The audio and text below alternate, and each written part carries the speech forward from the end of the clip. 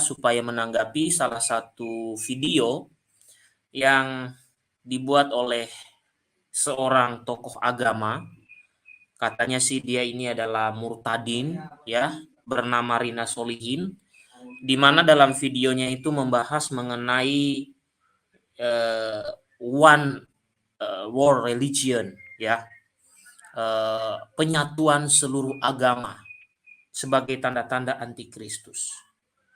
Sebelum saya tanggapi ke sana Bapak Ibu, saya mau menanggapi begini. Banyak sekali manusia-manusia yang muncul di dunia per-YouTuban ini, itu apa yang mereka ajarkan itu sudah melebihi Tuhan. Sudah melebihi Tuhan. Mengapa? Apa alasannya? Supaya dagangan mereka atau bahasa pasarnya itu supaya kecap yang mereka bawa itu laku, maka mereka akan memakai embel-embel akhir zaman. Maka mereka memakai embel-embel penglihatan-penglihatan. Maka mereka pakai embel-embel antikristus. Itu pun mereka tidak memakai dasar kitab suci. Meskipun dari mulut yang sama, mereka selalu mengatakan harus Alkitabiah. Itulah manusia-manusia munafik menurut saya. Ya, kalau memang harus Alkitabiah, semua tuduhan-tuduhan mereka terhadap gereja Katolik itu tidak ada yang Alkitabiah. Termasuk Rina Solihin menuduh tentang ya penyatuan seluruh agama sebagai tanda-tanda antikristus. Anda temukan di mana dalam kitab suci pembahasan itu Bapak Ibu? Selama saya belajar kitab suci, saya tidak pernah menemukan bahwa tanda-tanda antikristus itu menyatukan seluruh agama. Yang jelas Bapak Ibu, Yesus menawarkan keselamatan kepada semua orang. Itu jelas. Yang jelas Bapak Ibu, misi gereja Katolik adalah menjadikan semua bangsa menjadi murid Kristus. Itu misi gereja Katolik. Tidak ada misi selain itu. Kemudian kalau ada yang menuduh bahwa ada penyatuan seluruh agama sebagai tanda-tanda antikristus, saya kira orang yang waras tidak akan menemukan dasar-dasarnya dari kitab suci sekalipun. Ini adalah omongan-omongan konspirasi Bapak Ibu. Memang mereka ini suka sekali mencari sensasi. Ya. Kalau saya memberi label, mereka ini sama juga. Ada penyebutan kadrun ya di tempat lain. Dalam kekristenan ada juga jenis-jenis kadrun-kadrun itu. Ya, termasuk yang mengarang-arang cerita semacam itu Bapak Ibu. Mengarang cerita, membuat konspirasi, ya. Kita tidak tahu dari mana sih mereka mendapatkan konspirasi-konspirasi semacam itu. Tadi saya sudah katakan nih Bapak Ibu, misi gereja Katolik, kalau Anda membaca dokumen-dokumennya, kalau Anda membaca kitab suci, misi gereja Katolik adalah satu, menjadikan semua bangsa menjadi murid Kristus. Itu perintahnya siapa? Perintahnya Kristus. Tidak ada yang namanya menyatukan ya seluruh agama di dalam kepemimpinan Paus. Itu konyol Bapak Ibu. Bagaimana menyatukan agama yang berbeda konsep ketuhanannya? Bagaimana menyatukan agama yang berbeda kepemimpinannya untuk dipimpin oleh Paus? Ini adalah otak yang sempit. Mohon maaf Bapak Ibu, kata-kata saya agak sedikit gimana gitu loh. Saya itu jengkel kadang-kadang. Manusia kok pendidikannya tinggi, sudah industri 4.0, masih ada otak yang 0. Bagaimana mungkin Anda mengatakan nanti akan dipimpin oleh Paus seluruh agama disatukan? Itu otaknya di mana gitu loh. Logikanya di mana? Perintah Kristus kepada gereja Katolik menjadikan semua bangsa menjadi muridnya. Itu perintahnya. Caranya apa? Ya, salah satu cara supaya menjadi seorang Katolik Bapak Ibu, ya mengikuti katekumenat dulu Bapak Ibu. Ya dibaptis dulu Bapak Ibu. Enggak mungkin tiba-tiba jadi seperti paham-paham yang muncul kemudian katanya baptis itu enggak penting, baptis itu tidak pengaruh dengan keselamatan.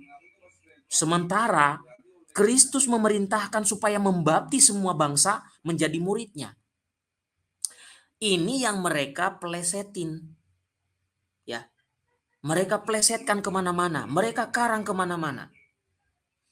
Makanya kalau saya berhadapan secara langsung dengan orang-orang semacam itu, saya sebenarnya apa ya Bapak Ibu ya, kasihan aja gitu loh. Maksudnya sekolah tinggi-tinggi sampai STH, sampai belajar, tapi pemikiran masih nol.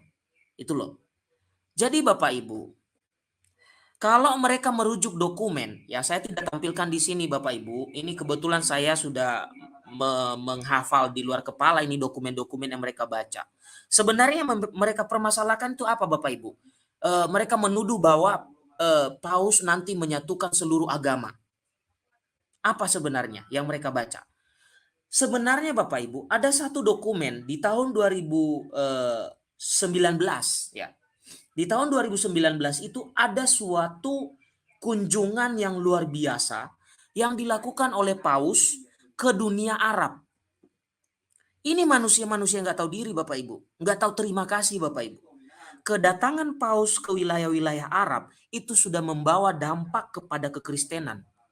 Tapi manusia yang otaknya nol, meskipun industri 4.0, itu menafsirkan dengan seenak udelnya pertemuan itu.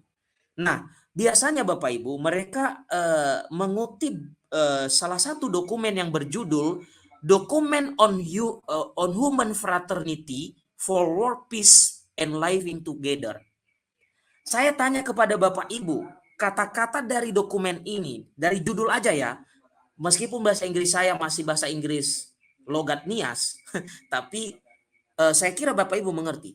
Perhatikan, judulnya adalah deklarasi bersama berjudul Document on Human Fraternity for World Peace and Living Together. Apa yang dibicarakan di sana Bapak Ibu? Apakah penyatuan agama di bawah kepemimpinan Paus meskipun agama itu berbeda? Hanya otaknya yang tidak dipakai mengatakan itu. Isi dokumen itu tidak ada berbicara itu Bapak Ibu. Lalu apa isi dokumen itu Bapak Ibu? Secara singkat saya beritahu Anda. Dikatakan gini Bapak Ibu, tahun 2000 pada bulan Februari 2019, Paus Fransiskus mengunjungi daerah Uni Emirat Arab. Lalu bertemu dengan pemimpin-pemimpin agama Islam di Uni Emirat Arab dan menyerukan perdamaian. Saya tanya kepada Rina Solihin, apakah Yesus mengajarkan permusuhan terhadap yang berbeda? Apakah Yesus mengajarkan kita membunuh orang yang berbeda dengan iman kita? Kenapa kalian, orang menyerukan perdamaian, kalian tuduh sebagai antikristus? Bukankah Kristus mengatakan, barang siapa membawa damai, dia akan disebut anak Allah? Mari kita pakai nalar kita, Bapak Ibu. Orang menyerukan perdamaian dalam kehidupan bersama. Perdamaian dalam kehidupan meskipun berbeda suku, agama, ras, dan budaya. Apakah itu sesuatu yang salah menurut ajaran Yesus? Kalau kita membawa damai kepada yang berbeda. Saya kira pengikut dari PS Rina Solihin itu harus belajar dengan baik. Harus belajar dengan baik. Yesus tidak pernah mengajarkan kepada kita serukanlah permusuhan karena berbeda. Serukanlah perdamaian. Karena dengan menyerukan perdamaian Anda disebut anak-anak Allah. Itu sudah jelas. Bukan saya yang berkata, Yesus yang berkata itu. Nah sekarang Yesus datang ke dunia Arab. Di mana pada masa itu ya meskipun sudah mulai mereda saat itu Bapak Ibu ya, itu sedang ada waktu itu adalah teroris ISIS ya, sehingga ada kejadian yang itu loh Bapak Ibu yang lehernya dipotong itu ada beberapa orang orang Kristiani di sebuah pantai di daerah di suatu daerah ya, lehernya dipotong, dibunuh, gereja dibakar, dihancurkan dan lain-lain. Itu kan sedang terjadi saat itu di wilayah itu. Yang tergabung dalam Uni Emirat Arab, meskipun tidak semua negara Uni Emirat Arab sedang sedang viral saat itu ya, teroris ISIS itu. Lalu datang Paus Fransiskus di sana. Tujuannya apa? Menyerukan perdamaian. Karena apa? Yesus itu pro kehidupan, Bapak Ibu. Yesus pro kehidupan, bukan pro kematian. Bagi orang yang punya Tuhan pro kematian, itu bukan Tuhan, tapi itu adalah iblis. Bagi orang ya yang mengatakan orang menyerukan perdamaian sebagai antikristus, itu sebenarnya perlu dipertanyakan. Perlu dipertanyakan, itu manusia semacam apa?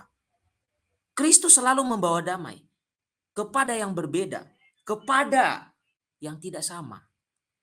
Itulah yang diserukan oleh gereja Katolik melalui pausnya.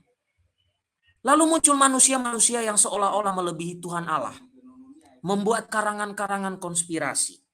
Tidak ada dasar sama sekali. Coba Bapak Ibu nanti, Anda yang sudah STH itu, termasuk Rina Solihin, cari kepada saya di mana bahwa ada ayat kitab suci yang mengatakan ada penyatuan agama di bawah kepemimpinan paus sebagai tanda antikristus. Saya ingin belajar kepada Anda semua. Saya tidak menemukan itu. Saya tidak menemukan itu. Ya, justru ciri-ciri antikristus itu adalah anti perdamaian. Anti perdamaian, pro kematian. Itu justru jangan-jangan ya, mohon maaf nih ya, jangan-jangan Ibu Rina Solihin ini tanda-tanda antikristus. Karena apa? Pro permusuhan, anti perdamaian. Kenapa? Dia melihat paus datang untuk mendamaikan orang, dia mengatakan itu tanda-tanda antikristus. Lah dia nggak sadar diri bahwa dia antikristus. Kenapa antikristus? Kristus mengajarkan perdamaian. Nah, Bapak Ibu, kita kembali kepada dokumen itu. Apa sih yang diserukan di situ, Bapak Ibu? Sesuai dengan konteks kejadian pada saat itu. Paus datang ke sana pada awal Februari 2019. Apa isi dari dokumen itu? Bapak Ibu, isi dokumen itu adalah menyerukan kepada para pemimpin dunia untuk bekerja keras untuk menyebarkan budaya toleransi dan hidup bersama dalam damai. Untuk campur tangan pada kesempatan paling awal untuk menghentikan pertumpahan darah dan menghentikan pembunuhan terhadap orang tidak berdosa dan mengakhiri perang, konflik, kerusakan lingkungan hidup, kemerosotan moral dan budaya yang tidak beres yang ada di berbagai belahan dunia. Sekarang saya tanya pada Anda, dari inti yang saya ringkas dari dokumen itu, kira-kira di mana yang bertentangan dengan ajaran Kristus? Mana yang bertentangan dengan ajaran Kristus? Saya baca ulang pada Anda. Dokumen fraternity itu menyerukan toleransi dalam hidup bersama untuk menghentikan pertumpahan darah dan pembunuhan terhadap orang tidak berdosa, mengakhiri perang, mengakhiri konflik, menghentikan kerusakan lingkungan, mengakhiri kemerosotan moral. Sekarang di mana yang bertentangan dengan ajaran Kristus, Rina Solihin?